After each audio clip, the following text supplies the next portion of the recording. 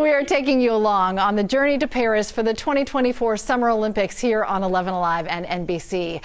U.S. track and field is dominant, led by some incredible veterans like sprinter Gabby Thomas. Gabby is a two-time Olympic medalist, a world champion, a Harvard grad, and holds a master's degree in public health. So one of the busiest and most accomplished women I know. So we really appreciate the time. Gabby, it is really great to see you. Hi, thank you. And thank you for having me on. Talk about your goals for the summer and maybe what you're looking forward to the most. Well, my goals for the summer are to be on this track and field Olympic team and run for a gold medal.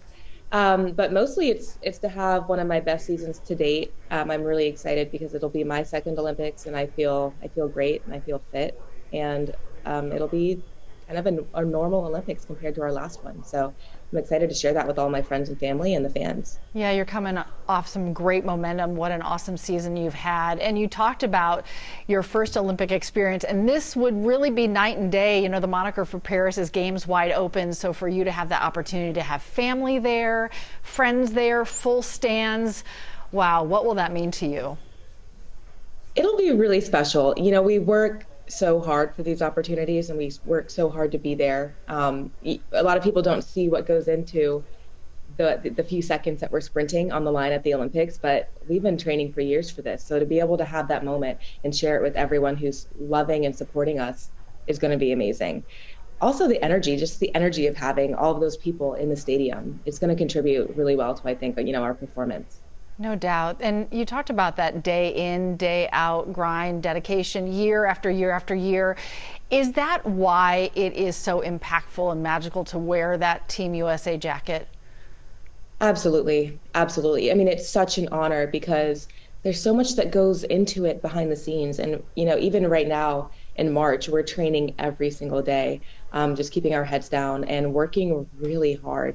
And every training session is just so hard on the body and it's so hard on the mental, but it's all going to be worth it once we get to put on that uniform and represent Team USA and showcase what the Olympics are about, which is working hard and doing your best and finding personal growth, right? So to be able to showcase that and show that in front of the world is going to be really special.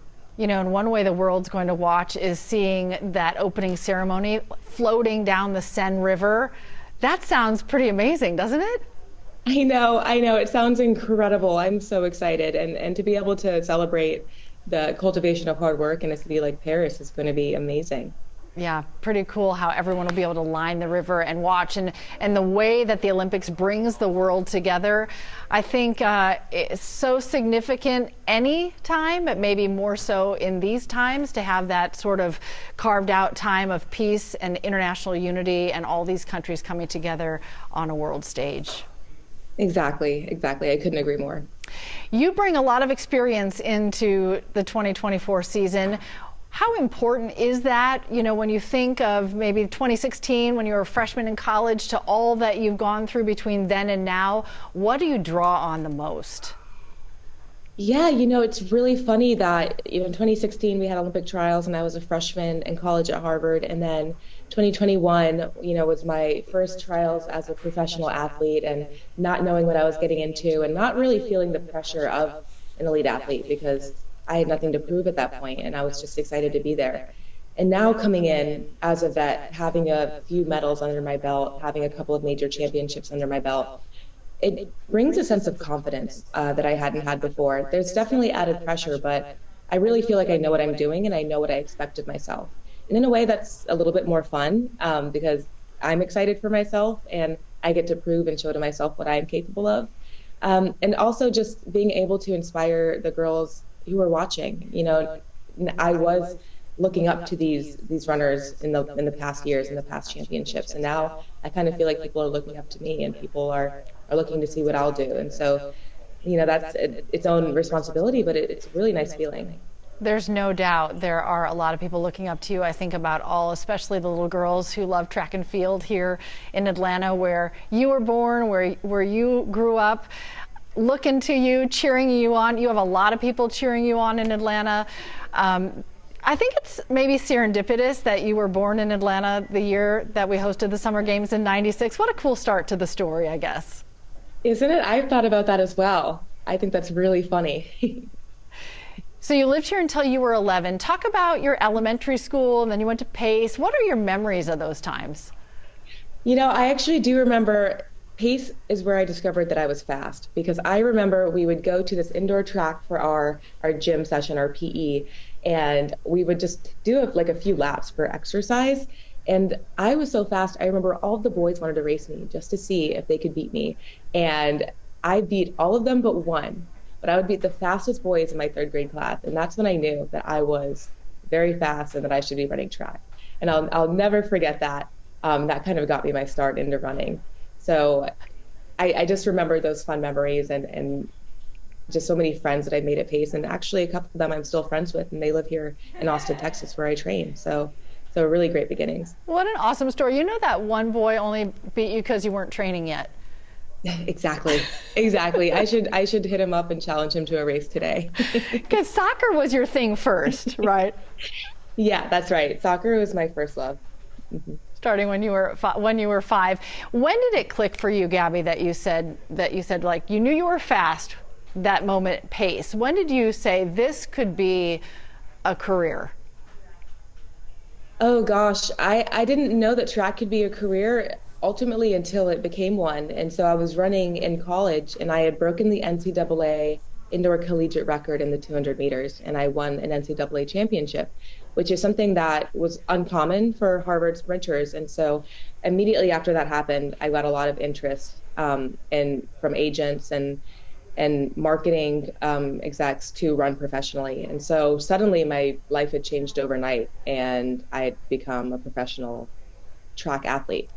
So I wasn't sure that I was going to become one, and it wasn't really in my career path or my career goals at the time. But once it did, it was so exciting and so much fun. It was a no-brainer for me. And that was back in 2018, and I've been running professionally since. That's incredible. What would you say to other young athletes to encourage and motivate them? Motivation's such a key, especially I've heard you talk about track and field. Since it's an individual sport, it can be pretty lonely. And when you're going out there day in and day out, you've got to find something kind of within to keep you going at that level. Yeah, absolutely, especially in track and field, but really anything that you do. I would say that any advice that I have for somebody watching me is to go after what you want to do and have fun with it, right? Just take your passion, let your passions drive you and take you where they're going to take you, and just work hard at it. For me, it wasn't a goal of getting a gold medal or the goal of being a professional track athlete, but I loved being on the track and I loved running and I worked hard at it. And every day I was there was intentional. And so that's the best advice I could give anyone, is just make sure that you're putting your all into it and having fun, and it's going to work out in the end. Is that how you've been able to maintain competing at such a high level for so long now? And then balancing it with, school, speaking engagements, all the other things in your life that are all at this very high level. Absolutely. And even now, having had my medals and training for a gold medal, you have to do the same things that you've been doing to get to this point. Right. And so nothing's going to change. I'm still going to work hard. I'm still going to show up to the track every single day and make those adjustments. And you have to just remember that and keep that perspective. So while my goalposts are kind of higher, for my personal goals, I'm still doing those same things. And that applies to everything that I do, even in school. School was really, really important to me and still is. And it was just applying myself in the classroom and studying things that I was interested in. And when you're interested in it, it makes it easier to work hard at it. And so that's kind of the philosophy that I took to every aspect of my life. And whatever is just driving me, whatever it's fueling my soul, whatever I'm passionate about, I'll continue to work towards. And I'm still doing that, and it's worked out well for me so far. And it really works out well for everyone that I'm around. I'm around really successful and high achieving, inspirational people every day. And I see them work hard. And I also see them love what they do. Well, I know part of what fuels your soul is to make an impact in healthcare and to close the gap in some disparities. I love how you talk about track just being one part of your identity. When you look ahead a few years, what do you see?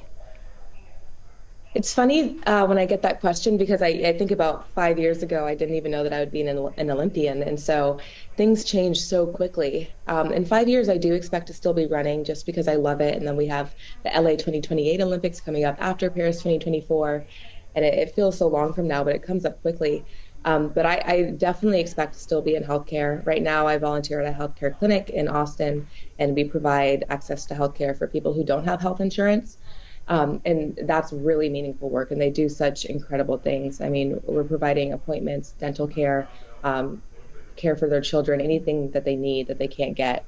And so doing work like that is really impactful for me, and it really makes a difference, especially to work so closely to the local community. So being a part of this community that I occupy and giving back in such a meaningful way. 5 years from now, I hope to be continuing with that work.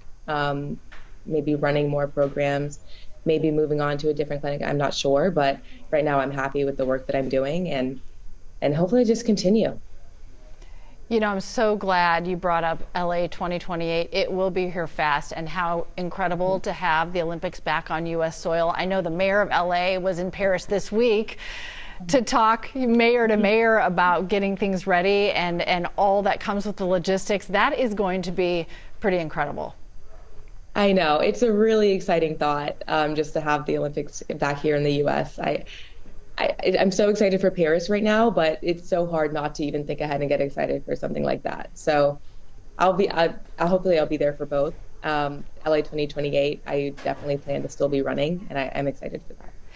Are you a visualization person? Do you picture yourself in settings? Have you visualized the Summer Olympics and seen yourself on that track and on that podium?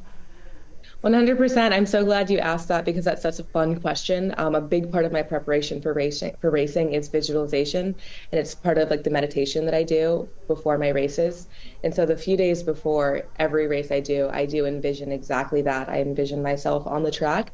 I envision myself in every possible lane that I could be in, the competitors who will likely be next to or beside me. And I imagine how I'm going to run the race. I imagine myself winning because it's so incredible how powerful the mind is. And it's incredible how once you put that into your brain, how it can really come to fruition. And so I imagine every single thing down from the start to the celebration after I win.